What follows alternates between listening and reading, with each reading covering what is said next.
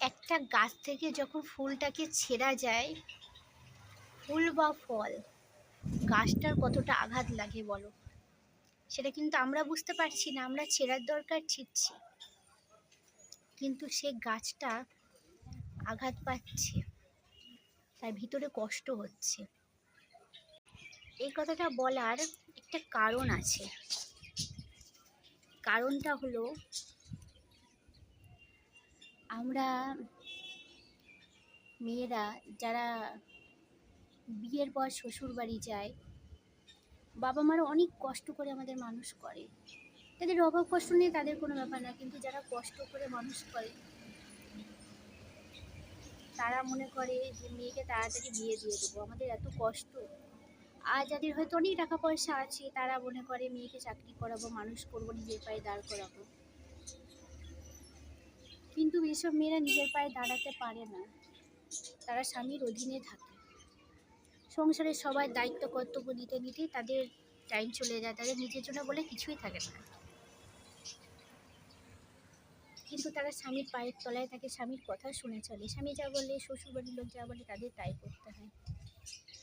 কিন্তু মেয়েটার যে একটা শখ, একটা আশা আছে, সেটা কেউ বোঝার চেষ্টা করে না। হয়তো তার বাবা মারা বোঝার চেষ্টা করেছিল, কিন্তু তার অভাবের জন্য পারিনি। আর যখন স্বামীরা কষ্ট দেয় সে মেয়েটাকে, কত মেয়েদের অত্যাচার, অবহেলিত হচ্ছে, এ আজ এটা কেন রান্না করোনি, তার জন্য কথা শুনতে হয়, মার খেতে হয় স্বামীদের হাতে।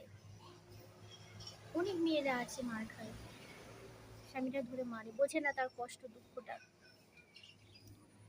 তাদের বোঝার কেউ নেই। কিন্তু যেসব শাশুড়িরা আছে এরকম অত্যাচার করে, তারা কিন্তু বোঝেন যে তারাও এককালে ঘরের বৌমা ছিল, তারাও কারোর মা, তারাও কিন্তু কারোর সন্তান হয়ে এই বাড়িতেই আবার এসেছিল।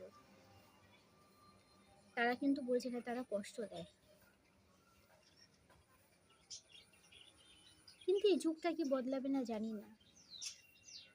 মেয়েদের উপর কষ্ট, অত্যাচার মেয়েরা মুখ বুজে সহ্য করে, কেন মনে করে বিয়ে করে বাবার বাড়ি চলে যাব, অত্যাচার সহ্য করার থেকে এখানেই সহ্য করি, বাবার বাড়ি কেন যাব, বাবাদের কেন কষ্ট দেবো, বাবা মাকে। এই ভেবে কত মেয়েরা আছে মুখ বন্ধ করে সহ্য করে। কিন্তু তবে কি, যে স্বামী তার বউকে কষ্ট দিচ্ছে, ভগবান নিশ্চয় তাকেও কোনো মেয়ে দেবে বা ছেলে দেবে।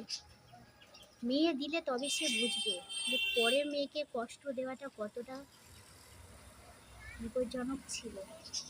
কারণ তার মেয়ে যদি কষ্ট পায়, তখন সে বুঝবে যে আমিও কিন্তু ওর মাকে এরকম কষ্ট দিয়েছি, আজ আমার মেয়েও কষ্ট পাচ্ছে, আমার মেয়ে যদি ভালো থাকতো কত ভালো হতো, সেসব বাবারা তখন মনে পড়বে।